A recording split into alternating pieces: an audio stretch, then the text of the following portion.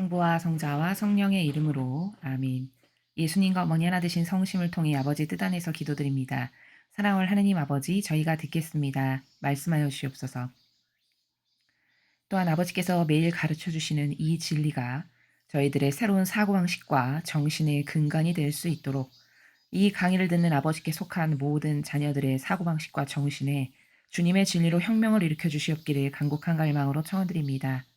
또한 아버지 간곡히 청원드리옵건대 이제 대한민국에 아버지께 아주 충직하게 순종할 수 있는 많은 일꾼들을 일으켜 세워주시어 그들이 각계각층의 지도자와 리더들이 되게 하시어 그들을 통해 아버지께서 군림하시고 통치하시고 그리고 다스리시옵소서.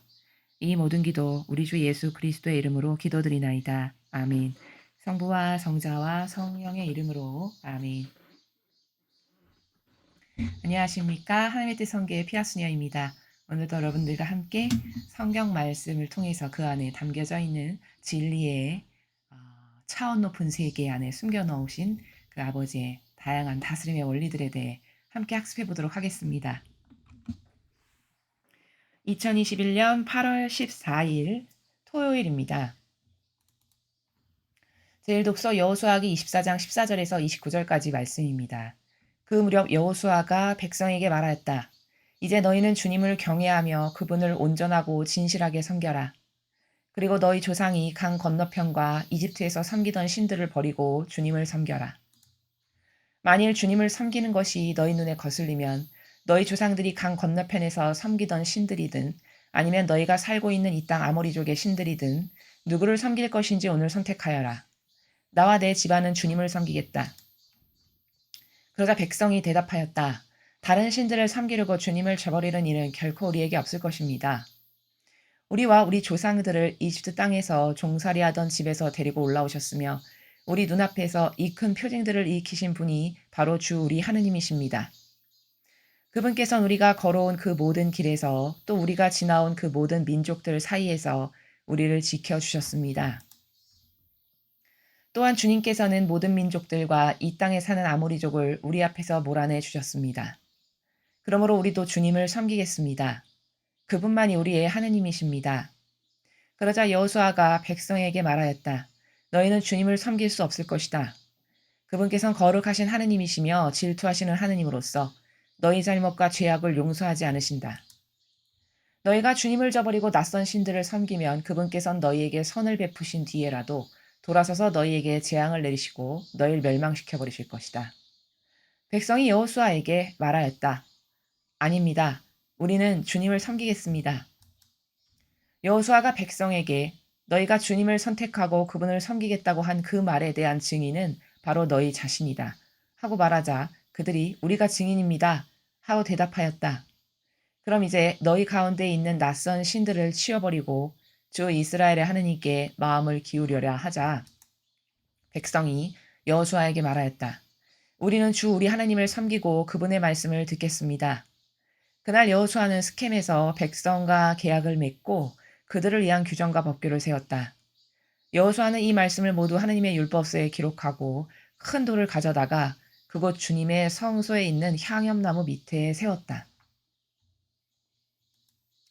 그러고 나서 여호수아는 온 백성에게 말하였다. 보라, 이 돌이 우리에게 증인이 될 것이다. 주님께서 우리에게 이르신 모든 말씀을 이 돌이 들었다. 그래서 이것은 너희가 너희 하느님을 부정하지 못하게 하는 증인이 될 것이다. 여호수아는 백성을 저마다 상속재산으로 받은 땅으로 돌려보냈다. 이런 일들이 있은 뒤에 주님의 종 눈의 아들 여호수아가 죽었다. 그의 나이는 110살이었다. 주님의 말씀입니다. 하느님 감사합니다.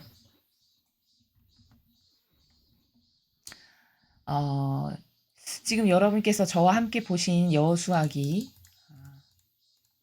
24장이죠. 여호수아기 가장 끝이 24장입니다. 그러니까 오늘 가장 마지막 부분을 지금 여러분께서 저와 함께 보셨습니다. 이제 이스라엘이 그렇게 위대한 지도자라고 칭했던 모세가 죽고 나서 여호수아가 바톤을 이어받아서 이스라엘 백성의 리더 지도자로서 역할을 충실히 잘했죠.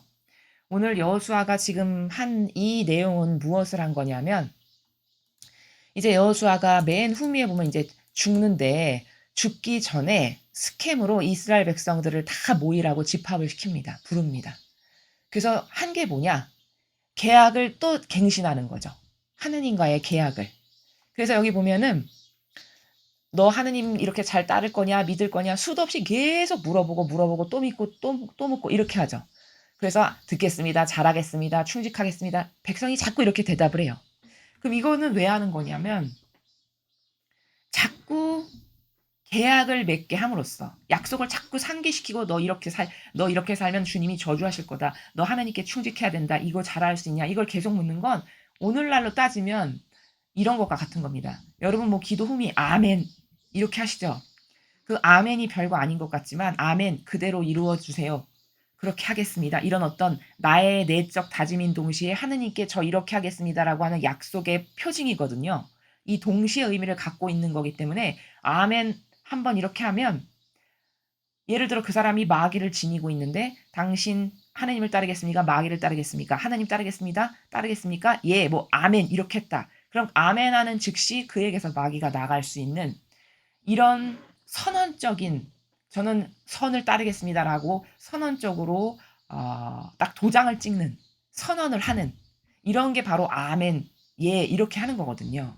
오늘 지금 여호수아가 백성에게 하는 것은 자꾸 그렇게 다짐하고 도장을 계속 찍는 것처럼 그렇게 함으로써 이 백성이 또 이상한 우상 숭배나 하고 마귀나 섬기는 이러한 잘못된 길로 들어서지 않게 하려고 이토록 계속 반복해서 이렇게 하겠냐, 충직하겠냐, 하느님을 모시겠냐 이렇게 반복적으로 물어보는 게 그래서 하는 겁니다. 그리고서는 마침내 여호수아가 뭘 하죠? 백성과 계약을 맺고 그들을 위한 규정과 법규를 다 세운 다음에 26절에 보면 이렇게 하죠. 이들이 맹세했잖아요. 지금 수십 번. 그 맹세한 것을 하느님의 율법서에 기록을 했습니다. 여호수아가. 그리고는 큰 돌을 가져다가 주님 성소에 있는 향염나무 밑에 딱 세운 거예요. 그러니까 표징의 징표로 딱 갖다 놓는 거죠. 거기다가. 그러면 오며 가며 이것을 볼 때마다 사람들이 상기가 되죠. 아, 우리 민족은 하나님을 잘 모셔야 돼. 아버지를 경외해야 돼. 아버지가 우리께 어떻게 해주신 분인데. 이러면서 그것을 보고 자꾸 다짐하고 또 갱신하고 다짐하고 이러면 안 되지. 이런 것들을 하기 위해서 성소의 향염나무 밑에다 딱 갖다 세움으로써 그것을 볼 때마다 다시 새롭게 하는 악으로 돌아서려는 마음이 조금 있다가도 그것을 보면 다시 정신 차리게 하는 이런 역할을 지금 리더인 여호수아가 하고 있는 겁니다. 이거는 굉장히 잘하는 거죠. 그러면서 이렇게 말하는 거예요. 백성에게. 보라, 이 돌이 증인이 될 거다. 당신들과 하느님 사이에 저는 이렇게 충직하겠습니다. 이렇게 섬기겠습니다. 이렇게 하나 되겠습니다. 너희들이 계속 지금 약속했지? 그 약속 여기다 다 적었거든? 이거 하느님이 다 지금 천상의 나라에 기록된 거고 증명된 거고 계약 맺은 거야. 만약에 네가 이걸 어겼어. 그럼 넌 천벌받아도 되지. 너 된다고 여기 서약했다. 쉽게 말하면 이런 거예요. 이 돌이 증인이 될 거다라고 지금 여호수아가 말하는 나라는 제가 풀어서 설명을 드리면 이런 거라고요. 사람은 계약을 되게 우습게 여깁니다. 이게 망각의 존재이고 항상 뭐를 들어도 일로 다 나가고 중요성을 가지고 마음에 새기는 이런 정신이 희박하다 보니까 인간은요. 어떤 부족한 면이 있냐면 뭐를 약속을 해도 안 지키는 걸 예사로 여기고 계약 깨는 건 뭐 더 아무렇지도 않은 일이고 심지어 당신과 나 사이에 이런 걸로 협의했습니다라고 도장을 찍었어도 법정에 가서 그 도장 내 도장 아니라고 우기는 세상입니다. 지금이 그런 세상이에요. 이거는 이 영적 세계에서 봤을 때는 저주받은 영혼하고 똑같은 겁니다. 이렇게 하느님과 무엇을 하나 서원을 했고 계약을 했고 약속을 했고 뭘 맺었는데 그것을 끊임없이 파기하고 그리고 마귀에게 하나 되고 마귀를 섬기는 일을 계속한다. 이게 저주를 불러들이는 일이죠. 그래서 여호수아는 그러한 백성의 속성을 너무 잘 알기 때문에 너무 잘 알 수밖에 없는 건 왜일까요? 모세를 따라다니면서 다 봤잖아요. 모세 밑에서 지도자 수업을 하면서 여호수아는 이 백성이 얼마나 변덕스러운지를 다 봤단 말이에요. 증인이죠. 그렇죠? 얼마나 하느님께 반기를 잘 들고 변덕이 죽을 듯하고 어제 약속했다가 오늘도 뒤집는 이런 속성이라는 걸 너무너무 잘 안 거죠. 그러니까 지금 죽을 날이 가까울 만큼 노쇠했는데 노쇠한 몸을 이끌고 스켐에 가서 전 백성을 다 불러다 놓고 또 계약을 또 갱신을 하는 겁니다. 이러면 이렇게 하면 안 되고 하느님께서 이러면 너희들에게 벌하실 거고 징벌하실 거고 너희는 패망할 거고 너희는 하느님 진짜 잘 따를 거냐. 우리 집안은 하느님께 쓰겠어. 지금 빨리 노선을 확실히 정해라. 아이 네가 하느님 편에 쓰건 아이 싫으면 넌 저쪽에서 서서 아예 여기서 나가건 노선을 빨리 정해라. 이 앞부분에서 그렇게 말하는 부분이 있죠. 이렇게 해서 악을 다 분리시키는 거예요. 아니면 너 여기 충직하든가. 하느님이 싫어. 그럼 아예 지금 나가든가. 노선을 빨리 정해라. 이렇게 지금 하는 거죠. 그렇게 하고도 그게 못 믿어오니까 계약의 관계를 다 돌판에 적어가지고 백성에게 또 상기시키기를 바라. 이 돌이 증인이다. 너희 이렇게 이렇게 약속했지. 이거 잊어버리면 너희만 손해야. 이런 뉘앙스의 나라에서 지금 이야기를 하는 거예요. 그러면서 주님께서 이르신 모든 말씀을 이 돌이 들었다. 여기다가 내가 새겼고 여기다 두고 맹세했으니까 이 돌이 다 기억하고 있고 이게 증인이야. 이런 얘기를 하는 거죠. 그래서 이것은 너희가 너희 하느님을 부정하지 못하게 하는 증인이 될 거다. 이렇게 증인이 될 거다라고 이야기하죠.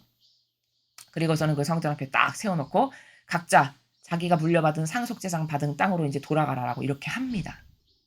오늘 여기서 여호수아가 리더로서 지도자로서 진짜 잘한 거는 뭐냐면 이렇게 백성을 끊임없이 올바른 정신이 되게끔 상기시키고 그래서 자꾸 계약을 갱신하게끔 하고 그래서 하느님과의 올바른 관계에 놓이게끔 그 백성을 이끌었다는 점. 이게 여호수아가 정말 잘한 거죠. 리더로서. 그리고 이러한 여호수아 같은 리더가 전승이 끊어지지 않고 대대로 계속 이어졌다면 이때 하느님께 공경했던 마음이 오늘날에 와서는 오히려 더 배가 되고 상승되는 효율과 가치가 더 늘어난 하느님의 백성들이 됐어야 그것이 맞다. 그러나 놀랍게도 오늘날은 여호수아 같은 리더는 찾아보기도 힘들고 게다가 그 리더가 이런 올바른 정신의 리더가 끊어지다 보니까 아예 지금은 하느님과의 관계가 너무나도 피상적이고 막연한 그냥 상징에 딱 붙여놓은 하느님 그러면 아 그런 분 저기 어디 먼 곳에 계신 분 나하고의 직접적 관계 그런 건 없는 이런 걸로 멀어진 상태가 됐다는 거죠. 그리고 단순히 그냥 멀어졌으면 또 모르겠는데 악하디 악한 것은 과거 그 어느 때보다도 볼 수 없는 악한 행위가 아예 만연하고 이런 상황으로 치닫게 된 건 누구의 잘못이냐? 여호수아 같은 리더와 지도자가 교회에 전승이 되지 않았기 때문이다라는 겁니다. 놀랍게도 지금 여호수아기 이게 24장이 마지막이거든요. 근데 이 다음이 판관기인데 판관기 앞에 서두에 보면 이렇게 다짐을 하고 이렇게 열심히 살겠다라고 그냥 거듭거듭 다짐하잖아요. 그러면 다시는 안 그럴 것 같죠, 여러분. 근데 이제 여호수아가 죽으면서 이 백성들도 서서히 세대 교차가 되면서 어르신들은 돌아가실 거 아니에요. 그러면 새 세대가 오죠. 그 새 세대가 주역이 되는 시대가 되면서 다시 악한 바알신을 섬기는 시대로 돌아감을 우리가 판관기에서 봅니다. 이게 지속적이 된다는 것은 참 어려운 거예요. 이게 인간적인 사고방식 안에 살면서 지속성을 갖는다. 이건 불가능한 겁니다. 인간적인 속성이 내 안에 있는데 그거를 가지고 있으면서 동시에 지속적이고 항구하고 열정적이고 변함없는 이런 하느님이 좋아하시는 속성을 발휘할 수 있다. 이건 불가능하다고요. 왜 불가능하냐? 인간적이라는 것 자체가 막인데 그 인간적이라는 건 시시각각 변하게 하거든요. 사람을. 이 속성 자체가. 여러분 기호도 보세요. 그게 뭐 10년 쭉 지속적인 기호 있나요? 그렇지 않아요. 기호라는 말 자체가 아주 변덕스럽게 시시각각 바뀌는 게 기호입니다. 그죠? 기호, 정서 뭐 이런 거 거기에 무슨 지속성이 있거나 열정이 있거나 항구함이 있거나 갈망이 있거나 이런 것은 찾아볼 수 없어요. 인간적이라는 것 속성 안에. 그럼 이 백성이 망한 것은 첫째는 여호수아 같은 이런 지도자를 계속 대가 끊이지 않게 나오게 함으로써 그 지도자의 정신만이라도 잃어버리지 않았다면 오늘날과 같은 이교도의 교회가 되진 않았겠죠. 또한 이스라엘이 망하지는 않았겠죠. 그러나 이스라엘은 망했습니다. 우리가 다 알다시피. 완전히 망했다가 불과 몇십 년 전에 겨우 나라 같지도 않은 아주 너무나도 초라하고 보잘것없는 조그만 나라로 겨우겨우 나라를 하나 세워놓긴 했잖아요. 현재. 그러나 하느님께서 이렇게 축복하셨던 과거 이스라엘의 그런 정신이라든가 온전한 나라가 되지 못함을 다 찾아보면 알 수 있거든요. 그럼 하느님이 선택하시고 뽑으셔서 축복까지도 쏟아 부으신 나라의 결과물을 우리가 보면서 도대체 하느님과의 어떤 관계성을 맺어야 저주받지 않을 수 있나를 처절하게 깨달아야 되는 거거든요. 또 백성의 입장에서는 하느님과의 관계성을 어떻게 온전하게 지속적으로 유지 발전시킬 수 있어야만 망하지 않는 축복받는 민족이 되는가도 중요하고, 지도자적인 입장에서는 이렇게 여호수아 같은, 혹은 뭐 엘리야나 엘리사 같이 이렇게 훌륭한 속성으로 무장된 사람들 있죠. 하느님께서 특별히 사랑하셨던 다윗이라든가 다니엘이라든가 이렇게 그런 좋은 속성과 근성으로 무장됐던 이런 사람들이 지도자로서 끊이지 않고, 대가 끊어지지 않고 계속 이어져야 유지존속 발전이 되면서 나라가 항구하게 번영할 수 있는 거거든요. 근데 이렇게 여호수아가 110살에 죽었는데, 불과 여호수아 죽고 이제 여기 약간 장로들이 좀 남아 있었는데 그 장로들 죽고 세대 교체가 이렇게 될 거잖아요. 그럴 수밖에 없잖아요. 어르신들은 돌아가시고 새 시대의 새로운 세대들이 다시 올라와서 나라를 이끌어 가고, 요 때가 굉장히 중요해요. 요 타이밍이. 그때 정신 교육이 올바르게 전승이 안 되잖아요. 새로운 어린 시대에 어린 세대들에게 올바른 정신이 뭐고 정신 세계라는 게 도대체 뭐며, 그 아름다운 정신 세계 안에서 아버지 뜻 안에서 구현을 하는 삶이라는 게 도대체 뭔지, 이런 것에 대한 전승이 되지 않잖아요. 그러면 그 나라는 망한 거랑 똑같습니다. 이스라엘이 그렇잖아요. 우리가 지금 본보기를 보고 있잖아요. 이교도의 교회가 왜 망했냐? 이런 리더가 없었기 때문에 망한 겁니다. 이런 리더가 계속, 그나마 백성이 부족해도 리더가 똑바르잖아요. 그럼 망하지는 않아요. 다윗을 보세요. 백성은 잘 몰라서 부족할 수 있어요. 그러나 그 부족한 백성은 훌륭한 리더 한 명이 강력한 리더십으로 하나님의 뜻이라고 하는 아버지의 뜻에 완전히 충직한 순종하는 그 리더십으로 백성을 이끌고 가면 잘 살 수밖에 없는 겁니다. 순전히 한 나라가 망하는 건 많은 부분의 책임이 리더에게 있어요. 또한 이 훌륭한 리더를 많이 양육해서, 그래서 그 정신을 이런 하느님의 뜻 진리 가운데 올바른 공정과, 진리 가운데 공정과 정의와 그리고 자비가 조화를 이루는 이런 올바른 건강한 아버지의 뜻이 주시는 이런 정신 세계로 교육이 되는 사람들이 많아져야, 그래서 그들이 다 리더가 돼야, 그래야 그 나라는 발전이 가능하다는 겁니다. 그리고 그런 리더가 명맥이 끊어지지 않게끔 이어질 수 있게끔 계속 후대에도 그 정신을 가르쳐서 전승을 해야만, 그래야만 아버지께서 축복하실 수 있는 나라가 된다는 거죠. 이렇게 여호수아 죽고 나니까 당장 이 세대, 이 경험을 했던 어르신들 다 돌아가시고 여호수아 죽고 장로들 죽고 나니까 당장 바알신 섬겨요. 왜? 들은 바가 없거든요. 전승된 게 없거든요. 뭐 올바른 정신이 뭔지 이런 거죠. 젊은 세대가 들었을 때는 아이 뭐 우리 조상들은 뭐 홍해 바다를 걸어가고 만나를 먹었다는데 나는 그런 거 본 적도 없는데 알게 뭐야. 이런 식인 거죠. 그런 식 아닐까요? 여러분, 작금의 대한민국을 보십시오. 이 나라가 참으로 불안하고 위태한 이유는 뭐죠?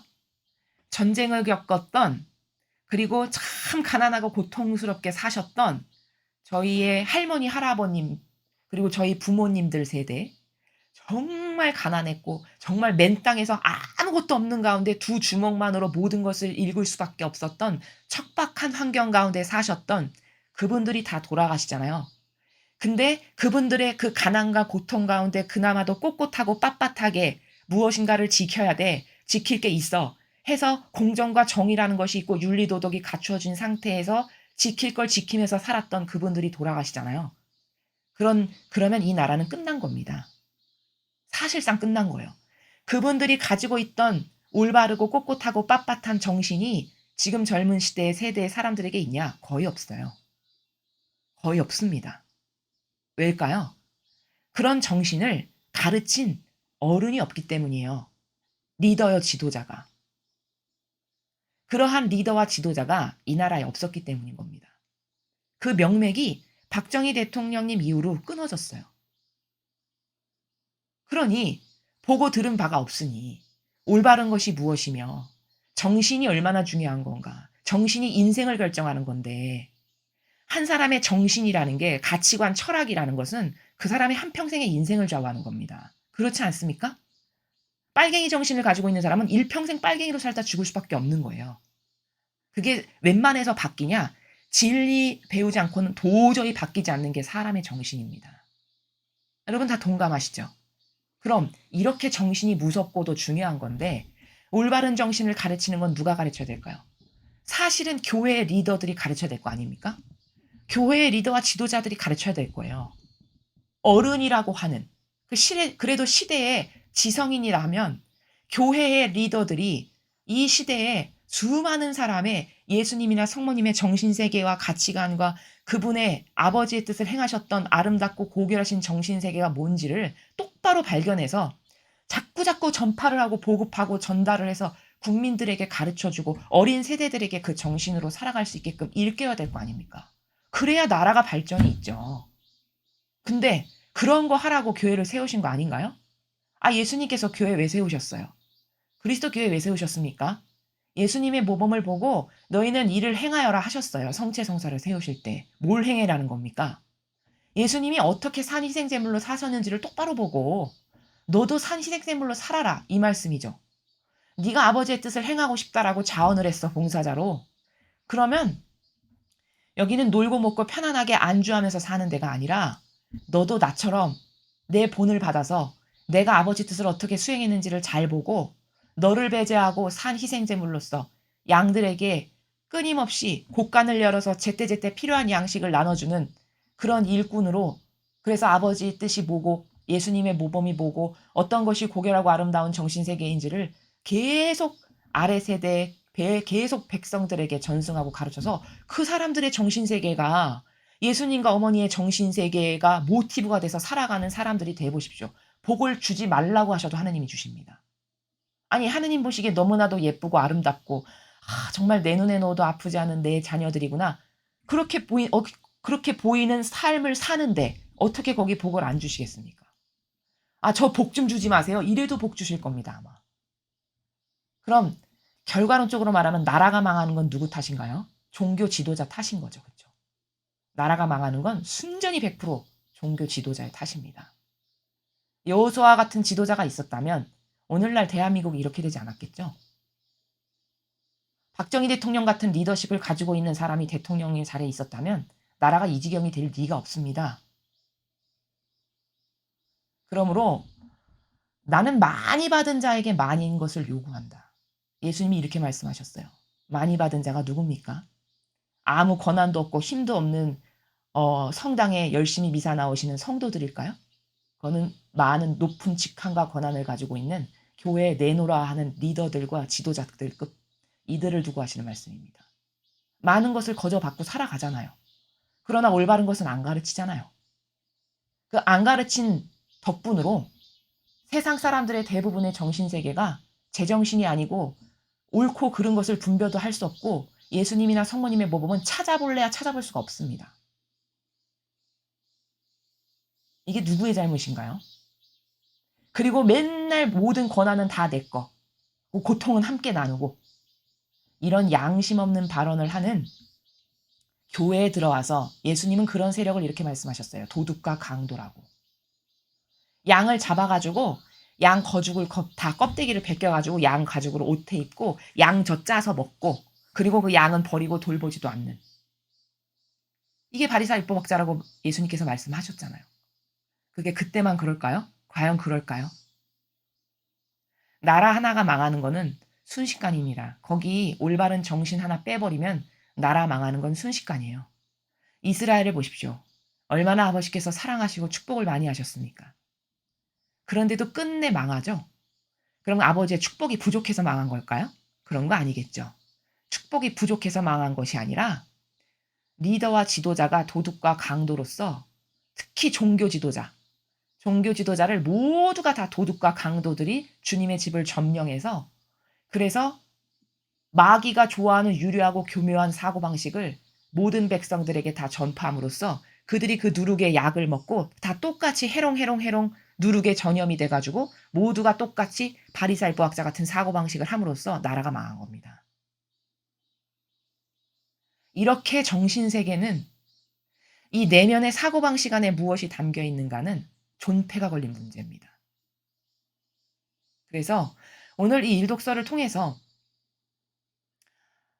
나라가 이렇게 망하는 건 지도자가 올바른 아버지 뜻의 모범을 전하지 않아서구나. 여호수아가 이렇게 열심히 애쓰면 뭐 합니까? 이 뒤를 이을 올바른 지도자가 없는데. 그래서 아니나 다를까 당장 이 세대가 다 돌아가시고 나니까 바알신을 섬겨요. 또다시. 인간이 그것밖에 안 됩니다. 수준이. 그 정도로 변덕스럽고 그 정도로 나약하고 그 정도로 지속적이지 않고요. 옳은 것에 항구하게 올인해야 되겠다라는 이런 결기나 뭐 열정이라든가 이런 게 없고 게다가 새로 자꾸 올라오는 새로운 세대는 뭐 올바른 걸 들어본 적이 있어야 말이죠. 누가 뭐 가르쳐 주거나 전달해 준 게 있어야 말이죠. 올바른 정신세계를 갖고 싶어도. 그러니까 그냥 하나님 잊어버리고 내 멋대로 사는 게 자유야 이러면서 사는 겁니다. 이러면 여기다가 어떻게 축복을 하시나요? 아무에게나 축복을 할 수는 없잖아요. 그쵸? 아니 마귀랑 하나 되어 살아가는데 마귀랑 하나 되는 곳에다가 축복을 하실 수는 없는 거잖아요. 그러니 망할 수밖에요. 우리는 경각심을 가져야 되는 게 현 시대 대한민국이 이 이스라엘처럼 될까 봐 참 걱정스러운 겁니다. 지금 올바른 정신을 가지고 정말 꿋꿋하고 정말 강하고 어떤 것에서도 굴하지 않고 일평생 성실하게 이 맨 땅에서 나라를 세우시느라 고생하셨던 수많은 어르신들이 자꾸 돌아가시고 계시잖아요. 그러면서 젊은 세대가 풍요를 누리면서 게다가 거기 빨갱이 정신이 들어오면서 온통 사고방식에는 공산주의적 사고방식밖에 없어요. 빨갱이 사고방식. 이게 계속된다. 여기서 무슨 혁명이 일어나서 정신의 청지개벽이 일어나서 달라지지 않고는 이 공산주의 사고방식, 이 대대손손 전승되는 거 이거 어떻게 막을 건가요? 그렇죠. 이거 불가피한 거거든요. 이건 무서운 겁니다. 그래서 저희 사명이 이렇게 목청껏 소리 높여서 매일 외치는 겁니다. 제대로 된 정신세계를 제발 좀 배우자고.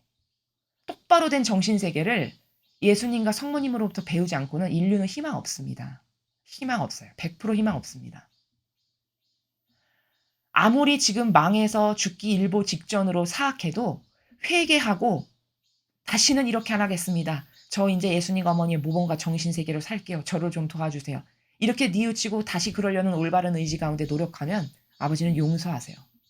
그러나 인류의 그런 반향을 드리는 사람이 너무 미미하고 없다 보니까 이 악이 이렇게 판치는데도 아버지께서 선뜻 개입하셔서 도와주실 수가 없는 거예요.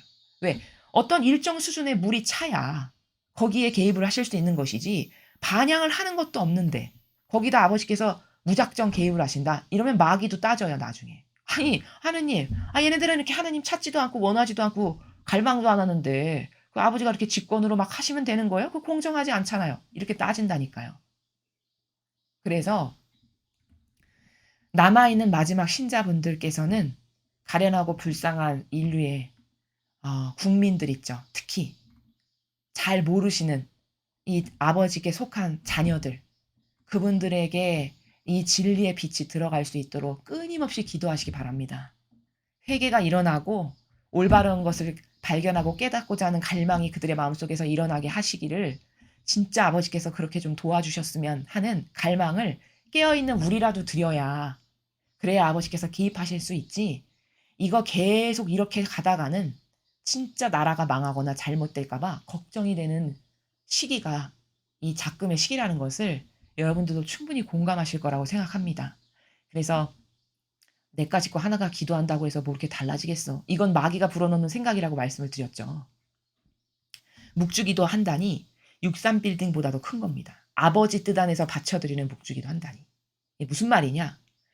이 묵주기도를 아버지 뜻 안에서 예수님과 어머니를 모시고 내가 한 단 바치면 이건 천상의 나라에 닿는 영원성의 나라에 닿을 수 있는 것이지만 63빌딩은 언젠가는 소멸되고 말곤 유물론적인 것이잖아요. 그러니까 비교할 수가 없는 것이거든요. 근데 사람 눈에는 묵주기도 한다는 되게 별것 아닌 것 같이 보이지만 63빌딩은 대단한 걸로 보인다는 거죠. 이런 착시 현상이 우리 내면에 있어서 마귀가 우리를 속이기가 굉장히 좋은 거거든요. 그래서 여러분의 기도 한 땀 한 땀 한 단 한 단이 아버지께 '아이 그래. 나를 저렇게 갈망하고 찾는 자녀도 있으니까 또 한 번 용서해 줘야지. 그래 또 한 번 되돌아봐야지.' 이렇게 아버지의 의노가 풀리실 수 있을 만큼 뜨거운 갈망과 열망으로 우리들이 이 속아서 살아가고 있는 이 가련한 수많은 이 나라의 백성과 전 세계 인류적으로 봤을 때 아버지께 속한 가련한 자녀들, 이들의 눈과 귀가 제발 빛으로 뚫리고 열려서 이제 좀 거짓의 실체를 좀 제발 파악할 수 있는 그런 세상이 어서 빨리 도래할 수 있도록. 그리고 또한 여러분께서 올바른 리더를 이 나라에 어서 빨리 세워 주시옵기를 간절한 갈망으로 기도드리셔야 됩니다. 제가 알기로 대통령 선거가 6개월 정도밖에 안 남았다고 하더라고요. 여러분 6개월 후에도 지금과 같이 똑같은 지도자가 뽑혀졌다라고 생각해 보십시오. 끔찍하지 않으십니까? 그땐 정말 절망적이겠죠. 또 수년을 기다려야 되잖아요. 이거 어떻게 할 거냐는 거죠. 그쵸? 그럼 이게 사람의 힘으로 될 거냐? 이게 사람의 힘으로 될 수 있는 거 아닙니다. 우리가 할 수 있는 건 죽으나 사나 자나 깨나 눈 뜨나 감으나 걸어가나 잠잘 때나 기도를 드리는 거예요. 아버지, 제발 대한민국에 개입하셔서 아버지께 충직할 수 있는 리더를 어서 빨리 많이 많이 일으켜 세워주세요. 그래서 그들을 통해서 대한민국을 제발 좀 통치하시고 군림하세요. 이런 기도를 여러분이 끊임없이 화다할 기도로 하시기 바랍니다. 이런 기도를 하는 사람이 많다. 그러면 아버지께서 들어주실 수밖에 없겠죠. 기도라는 건 이런 거거든요. 여기 이렇게 물컵이 있으면 물컵에 물이 찰랑찰랑 차서 넘칠 만큼이 돼야 그래야 아버지께서 개입을 하시는 거지. 이게 뭐 물컵에 바닥에 깔려 있는데 아버지께서 거기 개입하셔서 하실 수 있는 이런 게 아니거든요. 그래서 이 강의를 들으시는 많은 분들께서 본인만 그렇게 하시지 마시고 또 이런 올바른 게 있으면 옆에 좀 전하십시오. 이거 이렇게 중요하대. 생각해보니 이게 맞는 말이야. 이거 진짜 나라의 존폐가 달린 거고 이거 내 후손의 문제에 달린 문제야. 생사에. 이거 우리 이렇게 합시다. 권고도 하시고 올바른 것을 전달도 하시고 이렇게 해서 여러분 각자의 위치에서 하느님께 속한 전사들이 되십시오. 전사. 얼마나 영예롭습니까? 아버지께 속한 전사로 사는 게. 그쵸? 아버지께 속한 군사로 사세요. 그건 옳은 것을 전하고 아닐 때 아니라고 하는 거예요. 그리고 올바른 게 있으면 자꾸 옆에 퍼져나가게끔 하는 중간다리 역할을 하는 것이고 이런 게 전사인 여러분들께서 하실 수 있는 일들입니다. 그거 별것 아닌 거 아닙니다. 한 명이 100명씩에게만 돌려보십시오. 그런 사람이 100명만 모여도 그게 얼만가. 그래서 한 나라가 국가가 망하는 거는 리더가 어떤 사람인가야의 문제. 그리고 그를 따르는 백성의 관점에서 봤을 때는 올바른 것을 보고 똑바로 된 지도자를 뽑는 게 엄청 중요하다라는 거를 제가 어제인가의 강의에서도 말씀을 드렸습니다. 여러분이 이제 앞으로 또 리더를 뽑아야 될 순간이 오실 텐데 그때 도대체 뭘 보고 뽑아야 되는 것인가? 라는 어떤 기준점이 없잖아요. 요즘 사람들에게. 그 기준점은 아버지의 신적 질서 가운데서는 열매를 봐라. 열매. 그 사람이 일평생 한 말과 행동으로서 맺은 열매들이 있잖아요. 다양하게. 그 열매를 봐라. 열매를 보면 그 사람을 알 수 있다고 분명히 예수님이 그러셨어요. 열매를 보고 누가 진짜 자신을 희생으로 공적인 것을 위해서 희생하는 열매를 맺은 사람이 과연 누군가. 이것을 보시고 여러분께서 리더를 뽑으시는 일에 적극적으로 동참하셨으면 좋겠습니다.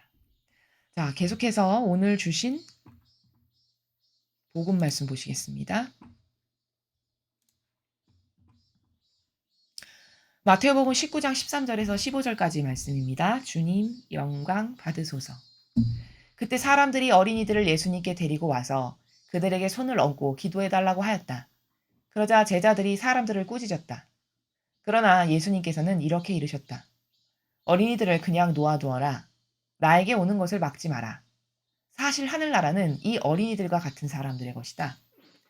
그리고 그들에게 손을 얹어주시고 나서 그곳을 떠나셨다. 주님의 말씀입니다. 그리스도님 찬미합니다. 자, 오늘 이 복음의 핵심 키워드 단어 하나.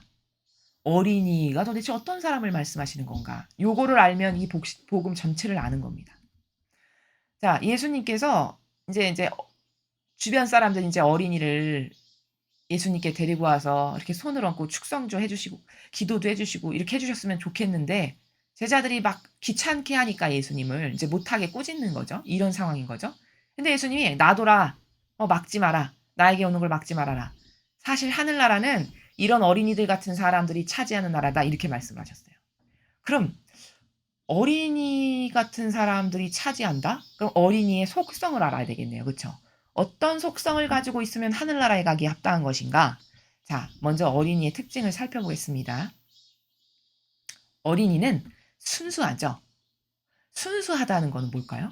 겉과 속이 같은 겁니다. 어떤 마음속에 딴 생각을 품고 겉에 처시는 마음과는 다른 이중적 별개적 처신을 하지 않아요. 어린이의 특징이 그쵸? 배가 고파. 엄마 배고파. 저 인형이 갖고 싶어. 엄마 저 인형 갖고 싶어. 겉하고 속에 있는 말과 드러나는 것이 똑같아요. 이러니까 순수한 거거든요. 이 순수성이 어린이가 가지고 있는 특별한 속성이고 또 어린이다 하면 단 하나에 만족할 수 있는 특징이 있습니다. 뭘까? 엄마 하나만 있으면 만사 오케이. 아무것도 필요 없어. 엄마 있으면 돼요. 끝이에요. 그러면 뭘까? 이게 단순성이거든요. 그러니까 단순성이라는 건 뭐냐면 고결함으로 가기 위해서 반드시 필요한 정신 중에 하나가 단순성인데 그 단순성이라는 건 이거 하나 잡고 나머지는 다 놓을 수 있는 거예요. 이거 하나 나에게 이 하나가 있어. 그럼 나는 이걸 절대성으로 나의 전부가 되게 해서 이거 하나만 딱 잡고 나머지는 손 다 놓을 수 있는 이게 고결한 단순성입니다. 성모님이 그러셨어요. 고결한 단순성의 극치를 찍으신 분이 어머니세요. 어머니의 삶을 보면 아버지 뜻 이거 하나밖에 관심이 없어요. 이거 하나만 잡고 나머지는 다 놓으셨어요. 아무 것에도 관심이 없으세요. 그러니까 자나 깨나 앉으나 서나 뭘 드시거나 남하고 이야기를 하시거나 오로지 어머니의 관심사항은 어떻게 하면 아버지 뜻이 이루어지지 이거밖에 없으세요. 그러니까 어머니가 그토록 고결하시고 아름답고 완덕이라는 칭호를 왜 얻으실 수밖에 없냐. 그 고결한 단순성 때문에 그래요. 근데 대다수의 세상 사람은 뭔가 가지고 있는 것도 많고 누리는 것도 많고 원하는 것도 많아. 애착과 집착하는 게 막 있어. 이러면 고결한 단순성으로 갈 수 있나요, 없나요? 없습니다. 이 애착과 집착하는 것을 다 포기하고 놓고 가장 중요한 게 뭘까? 내 인생에서 내 영원성과 결부해서 가장 중요한 게 뭐지? 이거를 빠르게 판단하고 올바른 지식으로서 아버지 뜻 이게 전부고 나의 유일한 희망이고 유일한 데스티네이션이고 전부구나 해서 이거 하나 딱 잡고 나머지는 하나도 애착과 집착하는 게 없다. 요게 고결한 단순성이에요. 어린이는 그런 속성이 있어요. 이런 고결한 단순성이 될 수 있는. 그게 바로 뭐냐? 엄마가 눈에 보이면 울다가도 딱 그쳐요. 아기가 그렇죠. 엄마만 있으면 돼. 만사 오케이. 만족. 100%. 그걸로 채워졌어. 그럼 끝. 아무것도 더 이상 요구하는 거 없는. 요게 아이가 갖고 있는 속성이거든요. 그래서 어린아이와 같아야 하늘나라에 온다라고 말씀하시는 저 예수님의 말씀은 어린이가 가지고 있는 속성을 파악해야 되는데 첫째는 겉과 속이 같은 순수성이 있어요. 그런데 대다수의 사람은 순수하지가 않아요. 이 순수성이라는 거는 그럼 푼수를 말하는 거냐? 그거랑은 다른 겁니다. 물어보지도 않았는데 옆집에 가서 저는 이렇고요, 저렇고요. 이런 거는 푼수죠. 이거는 순수성이 아니에요. 순수하다는 거는 어떤 신뢰할 만한 관계성 가운데에서 뭔가를 가리고 알리바이를 세우고 성벽을 쌓는 이런 것이 없는 거를 말씀하시는 거예요. 예를 들어 천상의 책을 보면 루이사 피카레타와 예수님께서 대화를 나누시는 걸 보면 예수님께서 너무 세상의 악으로부터 아주 지치고 스트레스를 많이 받으셔 가지고 스트레스라는 단어랑은 좀 어울리지 않네요. 아무튼 그 세상의 죄악으로부터 너무 고통스러우셔 가지고 루이사 피카레타에게 오세요. 그리고는 예수님이 뭐라고 그러시냐면 어떤 행간의 나라가 있냐면 딸아 내가 너에게 이렇게 기대서 좀 쉬고 싶구나." 이렇게 말씀을 하세요. 이게 뭐냐면 이게 바로 순수한 거예요. 이게 왜 순수한 거냐면 여러분 생각해 보세요. 신인데 그쵸. 세상적 단어 세상의 자연법 율법적인 관념에서 제가 표현을 해보겠습니다. 신이죠. 그럼 신이면 어떤 최신을 어떤 이렇게 뭔가 신으로서 가져야 될 품격과 품위를 자기가 스스로 갖잖아요. 이 세상의 사람들은 그렇죠. 아 품격이 있어. 난 너하고는 같진 않지. 내가 신인데. 이러고선 딱 보이지 않는 막을 세우는 게 있나요, 없나요? 있습니다. 신이 아닌 이교도의 교회에 사제직분만 돼도 그렇게 바리케이트를 세우면서 너하고 나는 같진 않지. 아함. 나는 이런 존재야. 라고 세우는 게 있나요, 없나요? 있습니다. 그게 사람이 순수하지가 않고 이중적인 거예요. 근데 예수님은 신인데, 아휴, 딸아, 오늘은 내가 너무 힘들구나. 좀 쉬어야겠다. 속에 있는 마음을 다 이야기하세요. 그 불구자인 하나의 인간에게, 보잘것없는 인간에게. 그럼 이거는 가리는 게 있는 건가요? 없는 거죠. 이게 순수한 거예요. 이런 게 순수성이라는 겁니다. 세상의 관념과 오해를 잘 하지 않으려면 이 단어도 잘 이해를 해야 되는 게 잘못 이해하면 순수한 걸 또 푼수로 이해를 해가지고 아무한테나 가서 속에 있는 말 거침없이 다 하는 이런 걸로 또 착각할 수 있어요. 그거는 순수한 게 아니라 간이 안 맞는 푼수인 거죠. 그렇죠? 그것하고 같은 게 아니에요. 그것과 다른 거고 개별적인 유일성과 절대성과의 관계의 나라에서 뭔가 나의 무엇을 감추기 위해서 나만의 무엇 이런 거 있잖아요. 세상 사람들이 좋아하는. 나만의 이거 해서 뭔가 가리고 감추어서 보이지 않는 막을 이렇게 설치하는 이게 이중적인 거고 순수하지가 않은 건데 어린이는 그런 게 없단 말이죠. 예수님이 신이신데도 그 정도로 순수하셨어요. 그 루이사 피카레타와 대화를 나누시는 나라를 행간을 보면 다 그래요. 이게 뭐냐면 사랑 덩어리이신 아버지는 그렇게 순수하시다라는 거예요. 아버지가 가지고 계시는 많은 속성 중에 그러한 순수성과 엄마 하나면 다 돼. 다른 건 필요 없어. 해서 그거에만 완전히 나를 내어 맡길 수 있는 거기에만 올인하고 거기에 완전히 나를 내어 맡겨서 엄마가 여기 가자. 그럼 손잡고 그냥 가죠. 애기는. 아 싫어 난 저기 갈 거야. 이렇지 않아요. 애기는. 엄마가 저기 지금 우리 가자. 그러면 그냥 엄마가 가자는 대로 다 따라가죠. 순순히. 그렇게 순종을 하죠. 바로 그런 고결한 단순성으로부터 말미암은 순종. 이런 게 어린이가 가지고 있는 독특한 속성이라고요. 고유한 속성. 그럼 우리 인간도 이렇게 이 어린이가 지금 가지고 있는 특징적 속성인 단순성, 고결한 단순성과 순수성, 겉과 속이 같은 그리고 그런 단순성으로부터 말미암는 그런 순종 이런 게 있지 않고서는 천상의 나라에 못 간다는 거죠. 천상의 나라는 그런 속성을 가지고 있는 사람들만 가는 곳이다. 사실은 이런 말씀이세요. 그러면 인간적이라는 것을 내가 갖고 있는 한 그런 순수성이나 단순성이나 순종을 할 수 있냐? 불가능하다는 겁니다. 제가 매 강의마다 거의 빠짐없이 인간적인 것이 정말 나쁜 거니까 버려야 된다는 말씀을 한 번도 빠뜨리지 않고 거의 다 하는 것 같아요. 왜 그러냐면 그 정도로 인간적인 게 자기 영혼을 피폐하게 만들고 망치는 지름길인데 사람들은 그게 뭔지를 몰라서 가지고 사는 거거든요. 그러면 이런 성경 말씀을 통해서 그 인간적인 게 나에게 과연 실제적으로 득이 되게 했던 건 뭔가를 따져봐야 돼요. 이게 과학적 사고방식이에요. 이게 논리적 사고방식이고 이게 프로세스적인 사고방식이 이런 겁니다. 그냥 막연하게 듣지 말고 가만히 있어봐. 인간적인 게 저렇게 나쁘다 그러는데. 그럼 인간적이라는 게 뭡니까? 제가 지금까지 말씀드린 내가 좋아지기 위해서 내가 가지고 있는 수많은 속성들 있죠. 자애심, 이기심, 기호, 경향, 내 정서, 내 뜻, 내 선, 내 기준, 내가 옳다고 생각하는 거, 사욕, 욕망, 시기, 질투, 욕심, 이 모든 거. 이게 다 인간적인 것들이거든요. 그럼 지금 제가 나열한 것만 해도 10개가 넘는데 이 속성을 내가 가지고 있어가지고 내 인격에 도움이 됐거나 내 영혼이 영혼성의 나라에 가는데 도움이 됐거나 아니면 세상 사람들로부터 그거 가지고 있어서 칭찬받았거나 아니면 내 스스로 나를 봤을 때 만족스러웠거나 이랬던 적이 있는가를 따져보아야 된다는 거죠. 종이에 써보셔도 돼요. 가만히 있어봐. 내 안에 이런 게 있다는데 내가 이런 거 갖고 있어서 나에게 득이 됐던 적이 언젠가 써보시라는 거죠. 종이에 써봤는데 득이 된 게 하나도 없고 오히려 남으로부터 반감만 사고 사람들이 그거 갖고 있어서 다 싫어하고 인격은 바닥으로 내리쳤고 영혼성의 나라에는 아예 가지도 못하고 이게 답이거든요. 제가 지금 말씀드린 게. 이 답을 발견한 사람은 이걸 버릴 수 있어요 그때서야. 근데 그 답도 그냥 대강 발견해서는 그렇게 충격적이지 않은 가운데 발견해서는 좀 버리기가 어려워요. 왜냐면 아예 경향으로 굳어졌거든요. 그래서 그거를 확실히 버리려면 충격적으로 발견해야 돼요. 어떤 그런 속성을 가지고 있어서 내가 된통 당한 경험이 있거나 뭐 된통 망신을 당했거나 이런 경험이 있는 사람이면 버리기가 엄청 쉽겠죠. 근데 그렇지 않고 막연하고 게다가 또 감성주의자다. 그러면 더더욱 발견하기가 어렵겠죠. 그럼 이럴 때 어떻게 해야 되냐? 그럼 어떻게 해야 버릴 수 있어요, 수녀님? 기도를 하세요. 아버지, 인간적인 게 저렇게 더럽고 역겹고 추잡하다는데 저는 잘 깨닫지를 못해요.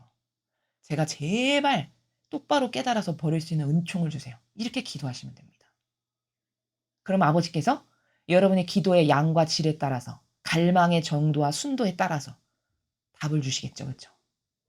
버릴 수 있는 근거 자료를 여러분이 깨달으실 수 있도록 아버지께서 인도하시겠죠.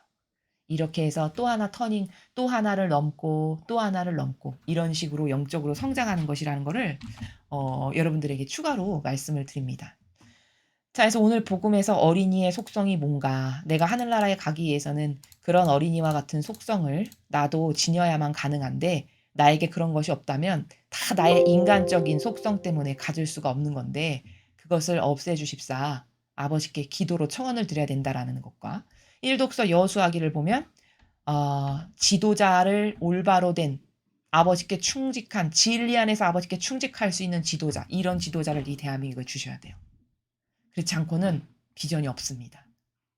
아버지 뜻에서 그 아버지 뜻으로 그 아버지 뜻 안에서 충직할 수 있는 이 지도자를 주십시오라는 기도를 여러분이 오늘부터 끊임없이 한구하게 반복적으로 하십시오. 그리고 또 백성의 관점에서는 이제 옳고 그름을 여러분이 이렇게 많이 배우셨으면 구분하실 수 있어야 돼요. 어떤 게 마귀의 속성을 가지고 있는 사람이고 어떤 게 선의 세력과 하나 된 사람인지를 여러분이 자꾸 분별하실 수 있는 은총을 주십사 저희 강의를 들으면서 동시에 아버지께 청원 기도를 드리셔서 더 이상은 여러분이 속으시면 안 된다는 거죠. 속는다.